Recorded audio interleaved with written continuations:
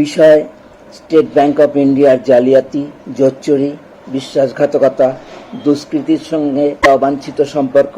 Bank থেকে টাকা চুরি করে ধরা পড়েছিল যে চোর, তাকে নিরাপত্তা দিতে ও রক্ষা করতে চুরি হওয়া কাউন্টারের ক্যাশিয়ারকেই ভয়াবহ অত্যাচার করে, ভীতি প্রদর্শন ও চূড়ান্ত অপমান করে প্রাণে বাঁচতে তাকেই চাকরি ছেড়ে পালাতে বাধ্য করা এবং আমাদের মহান দেশের বিভিন্ন গুরুত্বপূর্ণ সরকারি দপ্তরের, স্বশাসিত সংস্থার এবং বিচার ব্যবস্থার নিষ্ক্রিয়তার পাশাপাশি 140 কোটির দেশের সব মানুষের মৌনতা।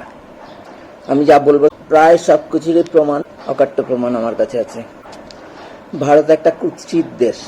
ভারতীয়রা সবাই কুৎসিত চরিত্রের মানুষ। ভেবেছিলাম শুধু স্টেট ব্যাংক অফ ইন্ডিয়ার কর্মী ও অফিসাররাই নিকৃষ্ট মানসিকতার মানুষ। 7 বছর পর আমি বলতে বাধ্য হচ্ছি যে সমস্ত ভারতবাসী একই চরিত্রের মানুষ। বলতে তো মন চায় না, কিন্তু অন্য কোনো জীবজন্তুর নামও উল্লেখ করা সম্ভব নয়, তাহলে সেই জীবদেরই অপমান করা হয়। গত 7 বছর ধরে আমি যা অভিজ্ঞতা অর্জন করেছি তাতে 140 কোটির দেশের সব মানুষই দুর্নীতিগ্রস্ত অথবা ভণ্ড বলে আমার বিশ্বাস জন্মেছে। একজনের মধ্যেও মানবিকতা, নৈতিকতা ও সততা নাই, ন্যূনতম সামাজিক দায়বদ্ধতা নাই। সবারই বিবেক বুদ্ধি লোপ পেয়েছে। যদিও এটা হতে পারে না, সামান্য কিছু খাঁটি মানুষ অবশ্যই থাকতে হবে, কিন্তু আমি গত 7 বছরে সেরকম একজনকেও খুঁজে পাইনি। আমি স্টেট ব্যাংক অফ ইন্ডিয়ার কর্মী ছিলাম, অথচ এই স্টেট ব্যাংক অফ ইন্ডিয়ার অফিসার ও স্টাফরাই আমার বিরুদ্ধে ভয়াবহ এক দুর্নীতিতে স্বেচ্ছায় নিজেদের জড়িয়ে নিয়ে আমার চরম ক্ষতি করেছে। আমার ও আমার পরিবারের সদস্যদের জীবন ধ্বংস করে দিয়েছে। মূল ঘটনাটা ঘটেছিল 2018 সালের 5ই জুন। স্টেট ব্যাংকের মালদা ব্রাঞ্চে আমার কাউন্টার থেকে একটা চোর 53,000 টাকা চুরি করে সিসিটিভিতে ধরা পড়েছিল। মালদা ব্রাঞ্চের সবাই চুরির ঘটনা জানা সত্ত্বেও এবং সিসিটিভিতে চুরির নিশ্চিত প্রমাণ দেখা সত্ত্বেও তখনকার 40 জনের মতো অফিসার ও অন্যান্য স্টাফের সবাই চোর ও চোরের মালিক বিষ্ণু ঘোষ নামে একজন খুব ইম্পর্ট্যান্ট ক্যাশ ক্রেডিট কাস্টমারের সঙ্গেই চক্রান্ত করে ব্যাংক থেকে কিছুই চুরি হয়নি, ওটা ক্যাশিয়ারের সাজানো ঘটনা বলে মিথ্যা কথা প্রচার করে আমাকে কলঙ্কিত করেছে। স্টেট ব্যাংক থেকে বলা হয়েছে ওখান থেকে, অর্থাৎ আমার কাউন্টার থেকে ক্যাশ মিসিং হতেই পারে না, ওই টাকা অন্য কোনোভাবে খোয়া গেছে। অথচ টাকা চুরির ঘটনা ব্যাংকের বা ব্যাংকের বাইরের যারা সিসিটিভি ফুটেজ দেখেছে তারা সবাই মেনে নিয়েছে। সিসিটিভিতে চুরির প্রমাণ এত পরিষ্কার যে সন্দেহের কোনো অবকাশই নেই। চোরের মালিক বিষ্ণু ঘোষ আলাদা আলাদা বিভিন্ন ধরনের সঙ্গী এনে 3 বার ফুটেজ দেখেছে। তার মধ্যে একদিন বিষ্ণু ঘোষ তার ছেলেকে এনে ব্যাংকে হামলা করে। চুরির কথা সবাইকে বলে তার বিখ্যাত ব্যবসায়ী বাবার রেপুটেশন খারাপ হচ্ছে, এই কারণ দেখিয়ে সে সেই হামলা করেছিল। আমাকে উদ্দেশ্য করেই সে আক্রমণ চালিয়েছিল। কার উদ্দেশ্যে বলছে সেটা বোঝার জন্য আমি তার দিকে তাকানোর সঙ্গে সঙ্গেই সে আমার দিক থেকে চোখ সরিয়ে চিফ ম্যানেজারের দিকে তাকিয়ে বলতে থাকে, কিন্তু চিফ ম্যানেজার উজ্জ্বল কুমারের কোনো রকম অস্বস্তি বোধ করা আমার চোখে পড়েনি। ওনার ছেলেও একটা নামকরা ব্যাংকে চাকরি করে, সে কথাও আমাদের চিফ ম্যানেজার উজ্জ্বল কুমারই আমাকে বিশেষভাবে জানায়, অনেকটা গর্বিত ভঙ্গিতে যেন। এখন আমি নিশ্চিতভাবেই বলতে পারি যে ওটা চিফ ম্যানেজারের উজ্জ্বল কুমারের গটআপ কেস ছিল সম্ভবত, এবং স্টেট ব্যাংক মালদা ব্রাঞ্চের সবারই সেটা জানা এবং সবাই ওই পরিকল্পনার অংশ ছিল। সম্ভবত উজ্জ্বল কুমারের স্ক্রিপ্ট অনুযায়ী ওই হামলা করা হয়েছিল। চুরির ঘটনার পরে মালদা ব্রাঞ্চে জয়েন করা ওই চিফ ম্যানেজার উজ্জ্বল কুমার ও ক্যাশ ক্রেডিট ম্যানেজার বিশাল কুমার বারে বারেই আমাকে বলেছে যে বিষ্ণু ঘোষ টাকা দিয়ে দিবে বলেছে, কিন্তু 1.5 মাসেও আমাকে টাকা ফেরত দেওয়া হলো না। কেন? বিষ্ণু ঘোষ দেয়নি নাকি আমাদের চিফ ম্যানেজার ও ক্যাশ ক্রেডিট ম্যানেজার এরাই বারণ করেছে? ঘটনার কয়েকদিন পরে সিসিটিভি ফুটেজ দেখে জানা যায় যে ওই টাকাটা বিষ্ণু ঘোষের কর্মচারী চুরি করে নিয়েছে।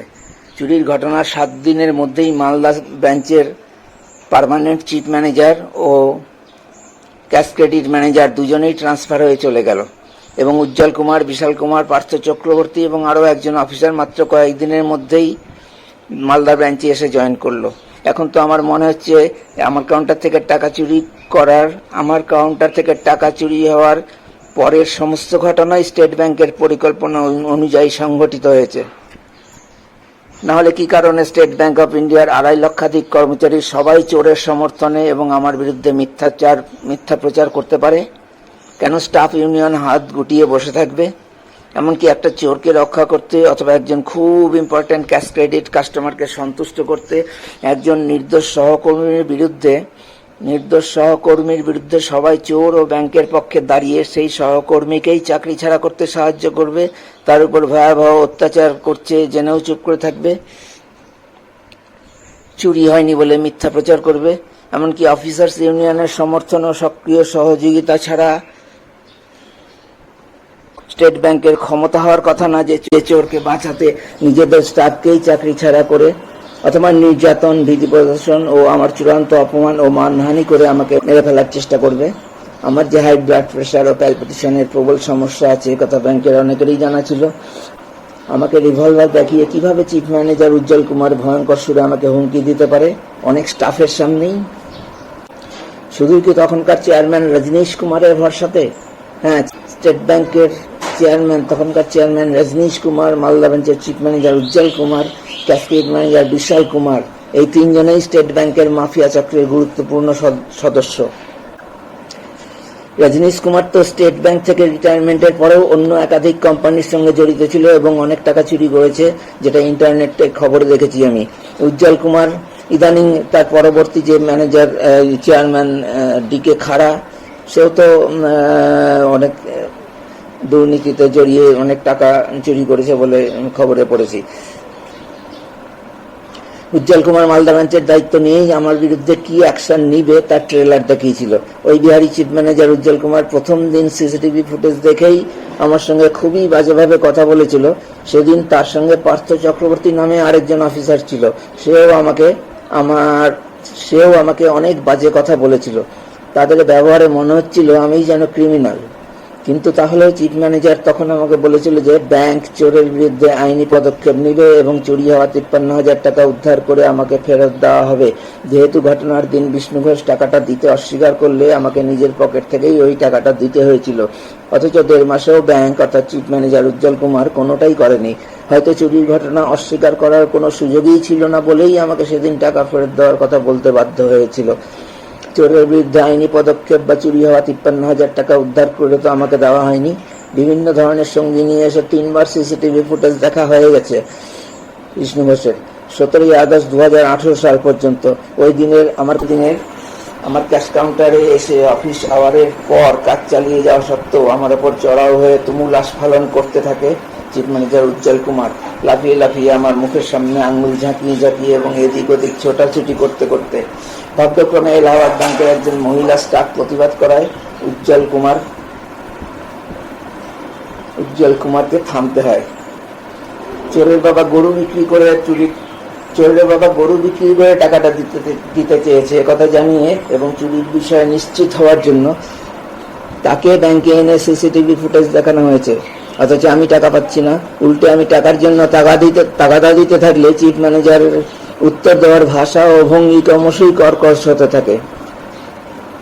সেই সময়ে একদিন মালদা ব্রাঞ্চ থেকে কিছুদিন আগেই ট্রান্সফার হয়ে যাওয়া একজন সিনিয়র অফিসার এসে মালদা ব্রাঞ্চে আসলে চুরির ঘটনা এবং চুরির টাকা ফেরত পাওয়া যায়নি এটা জানতে পেরে আমাকে নিয়ে ইংলিশ বাজার থানায় আইসির সঙ্গে দেখা করে চুরির বিষয়টা জানান। অবশ্য আইসি আমার আত্মীয় হওয়ায় আমি ঘটনার দিন বিষ্ণু ঘোষ টাকা দিতে অস্বীকার করার সঙ্গে সঙ্গেই একজন আত্মীয়ের মাধ্যমে ওনাকে ঘটনাটা জানিয়ে রেখেছিলাম আইসিকে।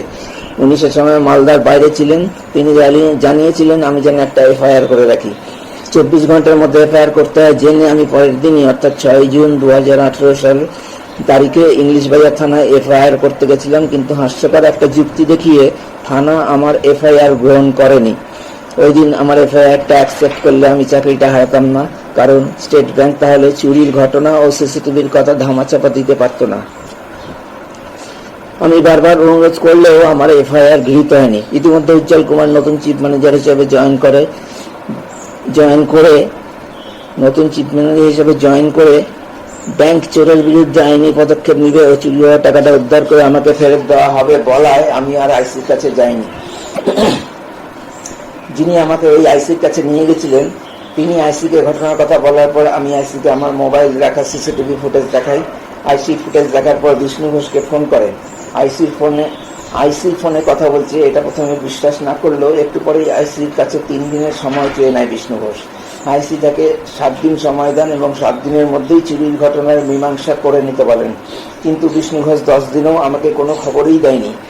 10 দিন পরে আমি যখন থানায় গিয়ে আইসিকে জানাই যে বিষ্ণু ঘোষ আমার সঙ্গে যোগাযোগই করেনি, আইসি সঙ্গে সঙ্গে বিষ্ণু ঘোষকে ফোন করেন, কিন্তু এবার বিষ্ণু ঘোষ ফোন ধরেনি।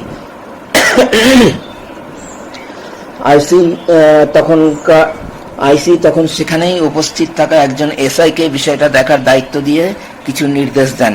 ওই এসআই আগের দিনও সেখানে ছিলেন বলে বিষয়টা ওনার জানাই ছিল। এরপরেই সম্ভবত এসআই বিষ্ণু ঘোষকে ফোন করেন এবং থানায় গিয়ে তার সঙ্গে দেখা করতে বলেন। সেদিনও বিষ্ণু ঘোষ বিশ্বাস করেনি যে থানা থেকে এসআই ফোন করছে, সত্যি তাকে ফোন করেছে। প্রথম দিন আইসি যেভাবে বলেছিলেন সেভাবেই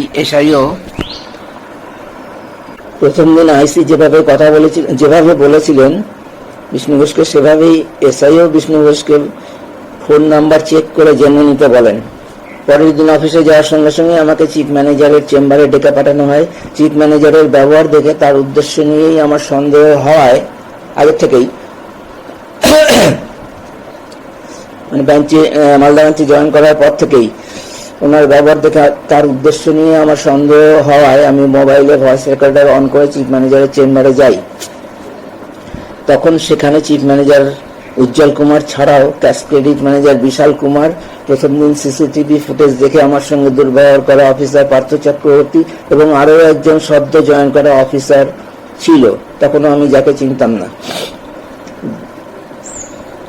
অনুমতি নিয়ে ভেতরে যাওয়ার সঙ্গে সঙ্গেই উজ্জ্বল কুমার বলেন, দেবুদা, বিষ্ণু ঘোষ চেনেন আপনি না?